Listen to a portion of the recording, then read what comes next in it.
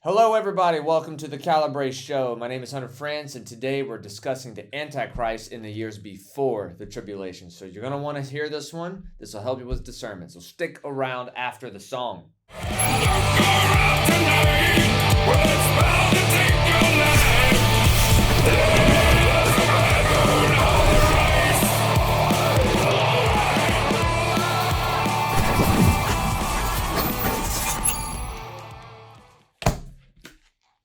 All right, everyone. So welcome back. All right, everyone. Welcome back. I brought with me today some notes to keep me on track because this is an important lesson. And I brought a Bible because I'm going to read out of Daniel 11. So,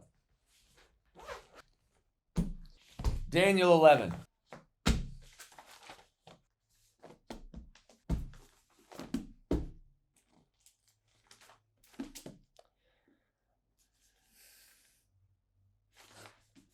So, now that we are where we need to be in the great, wonderful book of God, we're going to start in verse 21 and we're going to make our way to verse 31.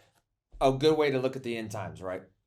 You have the years before the abomination of desolation. Now, many will say this is the final 7 weeks given by the prophet Daniel, or the final 7 years, the final week of years. I believe it's pronounced Shavua with a V, a hard V. Now, in those first 3.5 years, I think sometimes people think that there's just going to be this world peace and like everyone's going to be getting along. And then he just shows up and ruins the peace and attacks Israel. You'll see here in this lesson that it actually makes some geopolitical sense, I believe. It's not like he just kind of shows up randomly, right? And just aligns the entire planet together and everyone loves this guy. It's really not how this is going to work. So let's go and read. So verse 21, and in his place shall arise a vile person, or contemptible person, to whom they will not give the honor of royalty, but he shall come in peaceably and seize the kingdom by intrigue. Other translations will say flatteries, things like that. This is the first time in Daniel 11, this whole chronology of end time events you'll see. This is the first time the Antichrist is actually introduced. So if you read the verses before it, it goes through different kings of the north and the south, and they're actually all different people. I don't really have time to go through it now, but you're essentially looking at people like Alexander the Great, and it kind of goes through these different kings, and then there's these rulers of Egypt, and it goes through these different kings. It never names them by name. So this is really the beginning of I would say the preliminary signs of the AOD, the abomination of desolation, that will help us discern. So already we have, if you cross-reference Ezekiel 38-39, we have him coming out of Magog, which is in Asia Minor, Middle East. We're going to talk about Magog in another video, probably the very next one after this. So come for that, and I'll tell you where I believe Magog is from, but I think I'm already kind of giving it away. I'm thinking Asia Minor, Middle East kind of area. This will be very similar to actually how Antiochus came about. This is why a lot of scholars will look at this and say verse 21 through 31 is about Antiochus Epiphanes, but verses 31 and on are about the Antichrist, or to 30, and then 31 begins the Antichrist, and then he finishes Daniel 11. It's kind of similar to how when we talked about Daniel 8, how there's a couple theories, one's partially fulfilled, one's full. This is another example of that, and I actually believe that there's more substantial reason why we can believe that verse 21 is about the Antichrist. Now we're going to verse 22. With the force of a flood they shall be swept away before him and be broken, and also the prince of the covenant. So in verses 21 and 22, and even a little bit into 23, you kind of see a modern example of this in a guy like Adolf Hitler. He's not really a popular guy. He comes from a small people, which we'll see later in it's actually verse 24. He comes up with a small number of people. Hitler was not a popular guy for the first several years of his political career. He started off as really a nobody, an afterthought, and people actually would say things like he's kind of crazy. He's just a military nut. He doesn't have any real ideas about the economy. He's just kind of a hateful guy, and he's a little bit of a nutcase, and he has a small number of followers. But as an economic downturn would happen, you had the Great Depression. It hit Germany pretty much the hardest. You had a bunch of nationalism going on. You had the right ingredients for a guy like Hitler to suddenly become really popular because he was able to manipulate people's emotions, their anger, their desperation, if you will. Because of the Great Depression, he was able to manipulate emotions and obtain Germany and the power, the dictatorial rights to Germany through lies and manipulation. And we'll see that actually comes into play here. This is what the Antichrist does in the beginning of his, I would say, noticeable career, or how we'll start knowing kind of who this guy is. Because it's not like the first 3.5 years, everyone's going to really know that this is the Antichrist. There's going to be a lot of debate about it. And again, this is why we study the prophecies, is because they will help us discern, is this man a leader sent by God? Is he some sort of Messiah figure? Or is he the devil? Is he the manifestation of the devil? Which, once we get to verse 31, that's when the devil manifests. We really read about this later on in Revelation 12. It expands upon this a little bit, but Revelation 12 is the rise of the Antichrist. I actually have it here in my notes. Hold on. Yeah. I have it right here in my notes. Oh, yes, but this is when Satan is cast out of the kingdom of heaven, or like the degree of autonomy that he does have, and he manifests into the Antichrist. So when at the abomination of desolation, which is kind of where it's talking about, that's when we see this, knowing all this stuff beforehand, we'll be able to recognize this man and be like, oh, yeah, that's the face of Satan. That's essentially what the Antichrist is. He's Satan's puppet. He's Satan's mouthpiece. He's the little horn with the mouth that blasphemes God, persecutes the saints. Yeah, that's him. He also did all these things. So I'm getting ahead of myself. Okay. Notes, Hunter. Stay on track. So let's go back to read. So we just read verse 21, 22. We went through, okay, so verse 23. And after the league is made with him, he shall act deceitfully. So coalition. Or an alignment, if you will. Some diplomacy is done with this man at this point. He shall act deceitfully, for he shall come up and become strong with a small number of people. Remember, like we said with Hitler, it's kind of like he'll start small. He's not the greatest military power suddenly and just has it all. He starts with a small number of people and rises to power. And he does it deceitfully, with statecraft and deceit. He shall enter peaceably, even to the richest places of the province. And he shall do what his fathers have not done, nor his forefathers. He shall disperse among them the plunder, spoil, and riches. And he shall devise his plans against these strongholds, but only for a time. He shall devise his plans against the strongholds, but only for a time. So I want to highlight that right there. So here, if these days do come about, right, and the Lord's day doesn't tarry, and it is in our lifetime, like I do believe it is, but I'm not going to sit here and promise you that it is, right? This is another preliminary sign that we will recognize. So here in verse 24, he has opposition. Again, he doesn't just show up and everybody loves this guy, yippee. This is military powers in the area. This is nations. This is war. This is more of a direct war and rumor of war kind of thing. So it's like Jesus saying, I remember in this other video, are these the signs? And I think Jesus is telling us, no, not really. But these things will increase. So in the first 3.5 years, the pattern will repeat itself. Just like it does everywhere else, it will start like a normal conflict with dictators like Hitler. He will plan against these military powers, but he only does it for a time. I think this is basically the Bible saying this isn't going to be forever. This is only for a time. Stay patient, kind of thing. But anyway, let's go to verse 25. He shall stir up his power and his courage against the king of the south. And the king of the south shall be stirred up to battle with a very great and mighty army. Big old strong army. But he shall not stand, for they shall devise plans against this dude.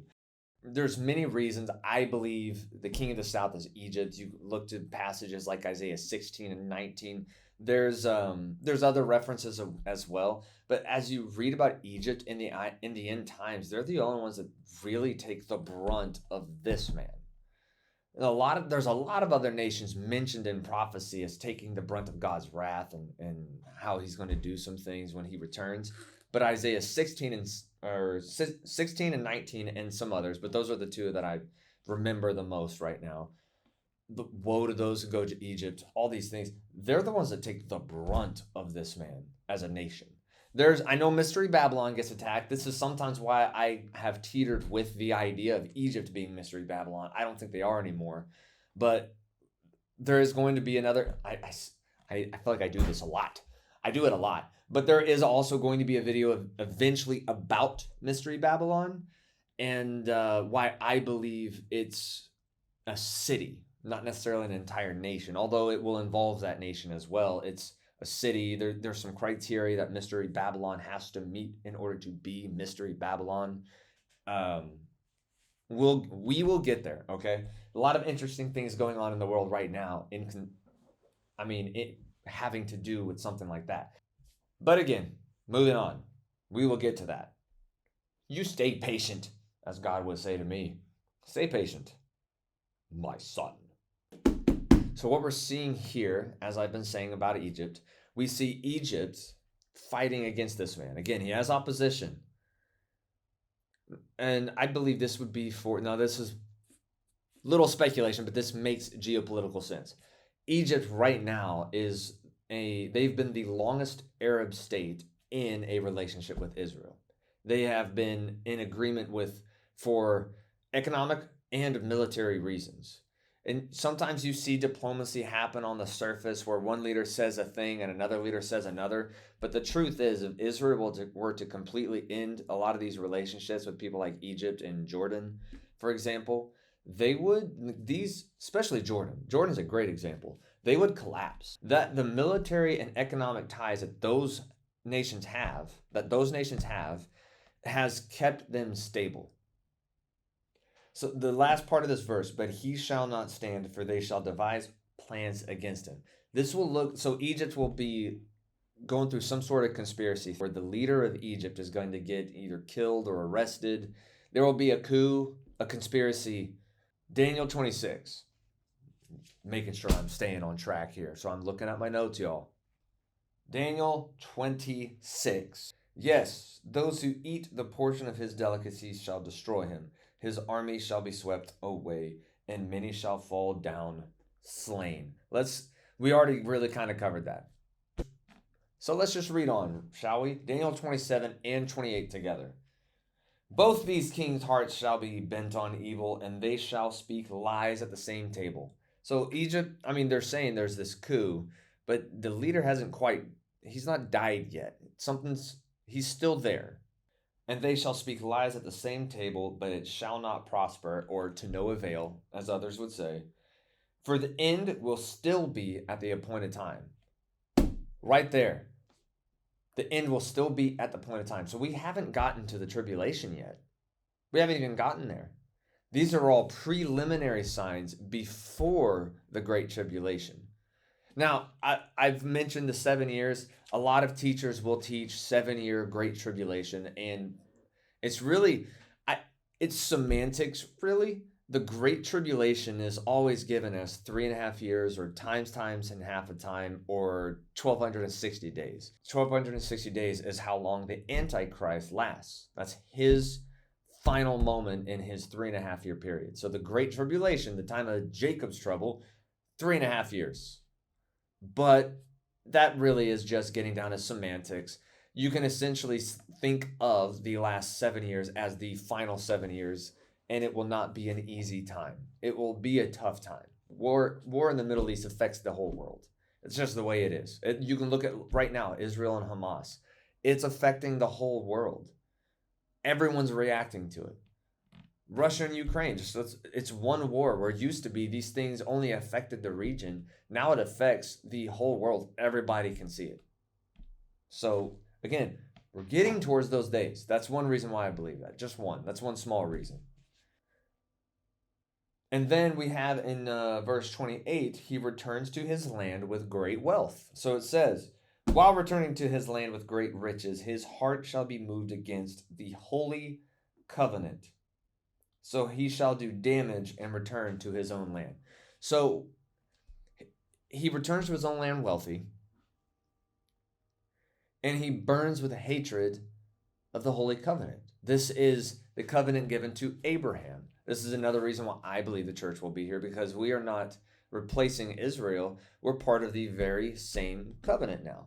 Now, I'm not getting into the whole, like, should we follow the Torah kind of debate. That's really neither here nor there. I'm a Gentile. I'm saved by grace through faith and not by works kind of thing. But I still pursue holiness. That's a whole sermon. Not going to give you a sermon. Sorry, guys. That's the holy covenant. We are part of this holy covenant, and so is Israel. So he will hate Jews and Christians. Okay? Let's keep going. The church nearby to me is playing they're playing the bells, and I don't know why, but it kind of got my heart for a second. All right, so quick recap, okay? We have that he emerges. He's not a royal stock, probably a politician, uses this statecraft and deception to obtain a coalition of nations, and these would look like Middle Eastern and some North African nations. That's cross-referencing Ezekiel 38, by the way. He leads a military conquest with Egypt, the king of the south. He breaks Egypt. He eventually breaks Egypt. He returns to his land, that's 6. And when he returns to his land and is filled with hatred against the Holy Covenant, this is where you start. So you get down to verse 30, and I'll switch my notes here. But this is where you really, like, we go from tropical storm to hurricane, and it's beginning to really cycle around. This is where everything begins to shift and come into orbit. The magma chamber under a volcano has been pushed to the surface, and it's just getting ready to blow. Like the Dante's Peak is getting ready to explode, guys. That's a movie reference for you. 90s baby, let's go. I was born in 89. I'm an 80s baby. But yes, this is when things are beginning to really approach the abomination of desolation. We're not quite there yet. So check this out. Verse 30. Let's go to it. So verse 29 and to 31, we're going to get through this. This is right at it. It's about to go down, as Kevin Hart would say. At the appointed time, he shall return and go toward the south. He's returning to Egypt. He's going back. He's not finished everything just yet. Or something's happening in Egypt and it's requiring his attention. They're organizing their own counter or something. I don't know. That I don't know.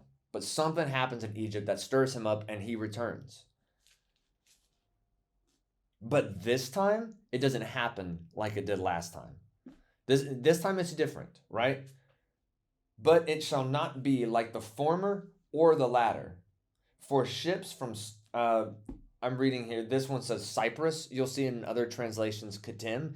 It's more commonly Kitim, but there's references to Cyprus, kind of just as we go through documents. But here it says, for ships from Cyprus shall come against him. Therefore he shall be grieved, or afraid, other translations say. This is looking like Mediterranean powers or European powers. You could even add, hopefully, the United States were opposing him at least. But this is Mediterranean European powers coming against him. They're opposing him. He's attacking Egypt again, and they're opposing him. There's already been an alliance done, maybe even what you would call a ceasefire. But they do join him. But now he's attacking him because it's not like, I don't know, he's Hitler, right? Modern day Hitler. But another great reference for this is Antiochus Epiphanes. This man is he's probably the best prototype of the Antichrist in the entire history of the world and the Bible. It's just, he takes the same path. He goes against Egypt. He comes from, he obtains this by deception and things like that. It's very much like the Antichrist. The only reason why I believe these verses are not about him completely is because Antiochus Epiphanes was from royal stock. The Antichrist is not from royal stock, which we discussed earlier in verse 21. Verse 21. He's not like a royal guy. And he comes up from a small people. That's not how Antiochus got power. But he did use it through statecraft, deception, and lies. So it's very similar. But anyways, but he gets opposed and he becomes afraid. I imagine this is probably just super embarrassing for someone who is enraged with like a satanic spirit. He's probably very embarrassed, little butt hurt, tail tucked between his legs, and he's, instead of learning from it like a mature person where you try to do something and it doesn't work out, and you're mature about it, so you think, okay, so what did I do wrong? What can I do better? No, this time it's more of, it's everyone else's fault. It must be God's fault. It's them. It's the covenant people of God. It's their fault, which leads me, and this is a speculation moment. It's not said here in Daniel, but I believe that there is something done. As these ships oppose him, Israel probably aligns with them because they're heavily influenced by the West. I think this will cause him to be, he's already hateful against Israel. He's already going to have this in him, but this is when the dam in his heart breaks and he is inhabited by the spirit of Satan, just like Judas was, and he just rages against the Holy Covenant and blames them for everything. He has the satanic obsession for covenant, right? So the ships oppose him. He goes back grieved, as this translation says. He goes back afraid, embarrassed, and he will return and rage against the Holy Covenant and do damage, this translation says, and do damage. Damage is going to be done. So he shall return and show regard for those who forsake the Holy Covenant. So the people of wherever land he's from in this region and all of the nations that he has gotten control of, and probably those who follow him around the world, because he will. I used the analogy of a storm earlier, and I did that on purpose. A hurricane. Imagine a hurricane with the eyes centered on Israel. Now, instead of it being calm like in a hurricane, that's where it's going to be the most devastating. That's the epicenter of this supercell storm. If you're not from Oklahoma, you know what I'm saying. And it's rotating like a tornado, but I use hurricane because as you get further from the eye, further to the outer reaches of the storm, it's a little less powerful, but it can still do a lot of damage. It can even drop. This is where the analogy comes in. We find this out in the United States. When there's a hurricane, it can actually create tornadoes. That in those specific locations of tornadoes, it's actually the wind speeds reach higher speed like that of a tornado. So it can spawn, I have my finger like stuck on this right here. It can become even more devastating in a small strip of area because tornadoes are a little bit smaller, but it will spawn tornadoes on its more outer circles, strong ones sometimes. So you have Israel, the Ezekiel 38 lands, and then the further you get from that, it'll be a little less destructive, but there will be tornado-sized damages going in streaks in different nations around the world with softer but still very powerful winds around those. I don't believe the Antichrist takes over the whole world, and here are the reasons why. He has opposition and all that stuff, but he will have followers in the whole world, and I believe the whole world is like he has the world's attention for sure, just like Hitler did. Again, Hitler being a great example of this. So here's the final verse for today's message, verse 31. And here I'm going to read it, and then we're going to discuss it. I'm going to close. And forces shall be mustered by him, and they shall defile the sanctuary fortress. This is defile the temple. This is defile the holy place. This is another reason why that we know there is a temple in Israel in the end times. And here they're defaming it. They have entered Israel, and they are entering the temple, and they are committing the abomination of desolation. That's the best way we'll say it. They shall defile the sanctuary fortress. Then they shall take away the daily sacrifice. There it is again from Daniel 8. Remember, we already did this in Daniel 8. If you haven't seen that video, please go watch it. I share a couple theories in there about whether the entire thing is future. I think I already mentioned this, but or if it's partial and then fulfilled. I share that I believe it's the full fulfillment, but then we get into the third temple. That's where it's mentioned in Daniel 8, and here it's being mentioned again. And sacrifices are being done, and they're ending the sacrifices. This is again a repeat of Daniel 8. There's a third temple, there will be sacrifices, and there will be an abomination committed in that temple in Israel that will blaspheme God, the God of the Bible, the God of Abraham, Isaac, and Jacob, the God of the Holy Covenant given to Jews to go out to the Gentiles by the blood of Jesus, first to the Jew, then to the Gentile, because that was God's plan all along, was have many tribes and nations gathered to him, and he would use Israel to establish this covenant, and then he would graft others into it. A lot of examples about that. Even in the Old Testament, there are people grafted in. Elijah, when he like brought a boy back from the dead for the mom wasn't of Israel, right? But that ends it right there. So that's verse 31. So to give you a quick recap, he emerges in the Middle East. He comes up from a small people. He uses the environment and statecraft and manipulation like politicians and stuff, like an Adolf Hitler, to achieve a kingdom and coalition. He invades Egypt, breaks Egypt. There's a coup in Egypt or some kind of event like that. He returns to his land, wealthy, stirred up, goes against Egypt again, but gets pushed back.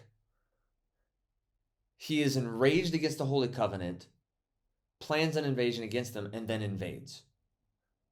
And then we reach the abomination of desolation.